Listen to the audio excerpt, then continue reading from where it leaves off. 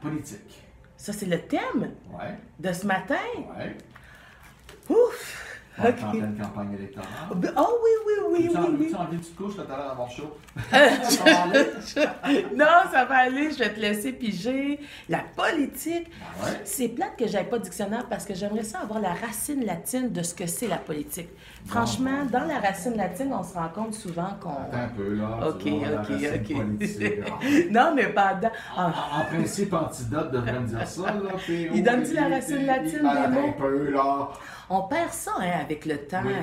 Puis Oui. franchement, pour bien saisir le sens d'un Comment mot... ça, un mot commençant par politique, aucun résultat? Ben, Ah, mon je- Dieu, on n'aura pas de chance à matin. Non, je l'ai écrit comme il le faut. Y a-t-il Ok, quelque chose bon. de l'ordre de la cité, Attends un peut-être? petit peu, attends un petit peu. Oui, j'attends. Un petit peu. Puis là, je me dis, les auditeurs, ils t'ont pas vu, mais t'as quand même pigé la carte, puis tu nous la révèles pas non plus. Ben non, mais j'attends. Anthropologie politique, étude des structures de pouvoir et de contrôle sociaux. OK. On parle pas de racines, carte politique, classe politique, dette politique, économie politique, blablabla, immigration, homme Non. politique. Non, je l'ai Pour pas. avoir la racine latine, Moi, il aurait je sais fallu ce que tu taper dis. racine latine. Mais c'est pas grave. Voilà, là. Je la chercherai à la maison. Ouais, mais là, tu veux dire à un moment donné, oh boy. Ah, c'est quoi ta carte? Oh mon Dieu. C'est pas la blessure. Non. T'as pas l'air de l'aimer de... Ben, je sais pas comment tu vas trouver ça. Oh mon Dieu. L'angoisse relationnelle. Moi, je vois un paquet de liens dans ma tête. Écoute, on te laisse commencer. Je vois un paquet de liens dans ma Ah, tête. c'est sûr. Ah, c'est bon, hein, matin, Ok. ça va me réveiller. Alors, rappelle-moi le thème, c'est relations. La carte, c'est l'angoisse relationnelle et le thème, c'est la politique. On pouvait pas plus Écoute. combiner des éléments, là. Écoute. Si on fait référence, si on dit qu'on est en pleine campagne électorale. Oui. OK? Bon, ça, c'est une chose. J'aime ça comment tu t'assois dans ta chaise, là, tu Non, je me mets t'installes. Ben je me oui, mets en mode conversation. Oui, c'est ça. J'essaie d'oublier que je suis à la radio. on n'est pas à la radio. On n'est pas à la radio. Bon, on est en campagne électorale. Oui. Il n'y a pas grand-chose qui se passe, mais j'imagine que ça va brasser un peu après les débats, du moins on l'espère. Tu trouves qu'il n'y a pas grand-chose? Hey, Ouais. ça bouge, hein? Non, chez nous, dans la circonscription, à côté. Un peu. Oh, ouais, mais pas... Un peu. OK. Je trouve qu'il y a pas, ça lève pas. OK. Bon, bref. Je peux pas faire autrement que penser à la relation Québec-Ottawa. Oh, Je OK. connais tes convictions politiques, Ouais. puis je ne vais pas là parce que je connais tes convictions politiques. Ça, je te le jure. Mais quand tu parles d'angoisse, quand tu parles de relations, ça ne peut pas faire autrement. Je ne peux pas faire autrement que penser au Bloc québécois versus Ottawa, à la population du Québec versus le reste du Canada. Ouais. Parce que, puis j'aime bien ça, parce qu'on est en train de remarquer présentement dans les sondages une recrudescence du Bloc québécois dans les intentions de vote. Même ici, dans le comté, là, c'est très fort. En tout cas, du moins, les Mouskinégettes, Métis... Selon les sondages, tu selon veux dire, ouais, OK. c'est ça, selon les sondages. C'est vraiment très, très fort. Et ça a toujours été une relation difficile entre Québec et Ottawa. On ne se le dira pas, on se le dira jamais assez. Ça n'a jamais été vraiment des relations très, très faciles, tout dépendant des gouvernements qui sont C'est un territoire conquis, hein? À la base, c'est difficile. C'est difficile, C'est c'est ça. difficile. Mais ça génère de l'angoisse. Ah, mon Dieu! Écoute, là, vous le voyez pas à la maison, mais là, il fait une grimace, puis il dit « Ah ouais, débrouille-toi avec ça, Kédina! Moi qui veux pas... » Bon, OK, alors... Ben non, tu peux aller avec tes convictions, il n'y a pas de problème. C'est pas une question de conviction. J'essaie de partir d'où tu passes, c'est-à-dire l'angoisse, donc, entre... comment tu l'as nommé? Entre le Québec puis Ottawa. le reste du Ottawa. Ottawa, ouais.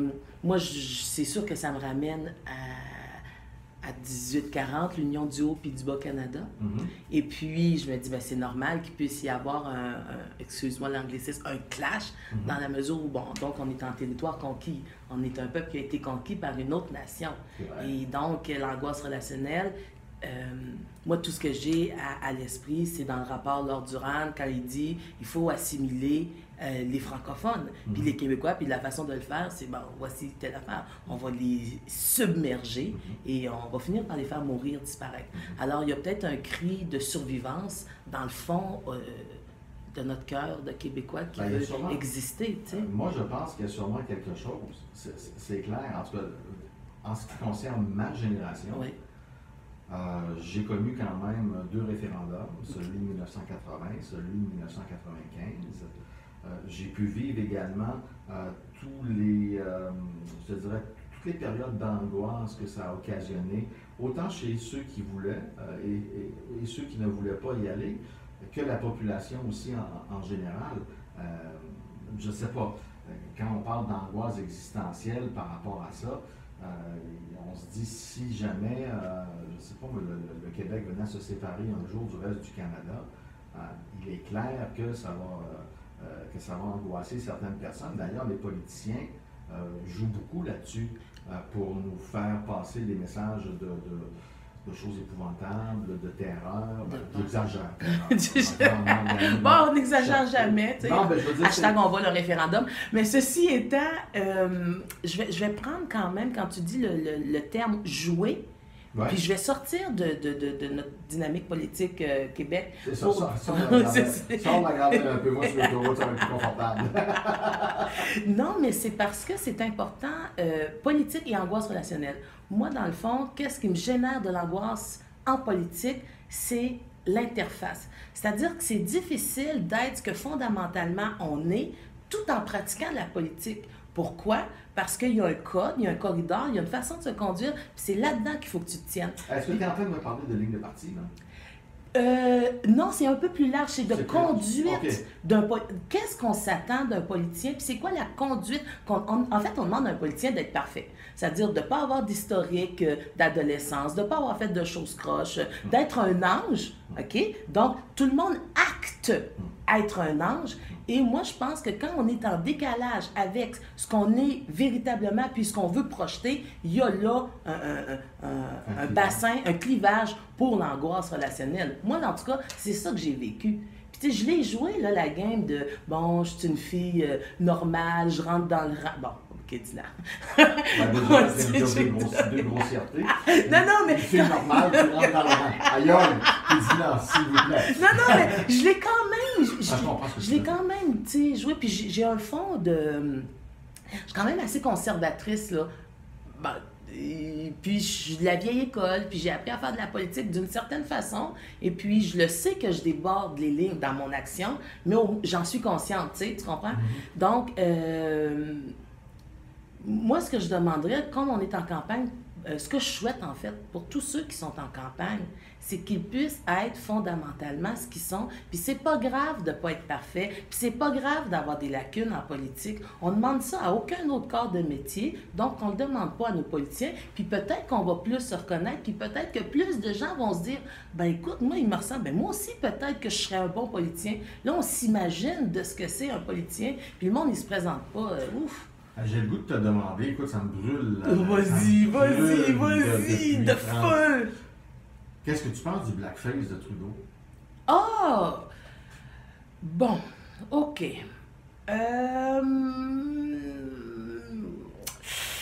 Le premier constat, c'est comment se fait-il que la nouvelle me vient des États-Unis? Donc, c'est-à-dire que c'est le Times qui me sort ça. Techniquement, bon, est-ce qu'on pense que Trudeau est raciste? Absolument pas du tout. Même pas une seconde, pas un once. Il n'y a personne qui peut croire ça. Bon,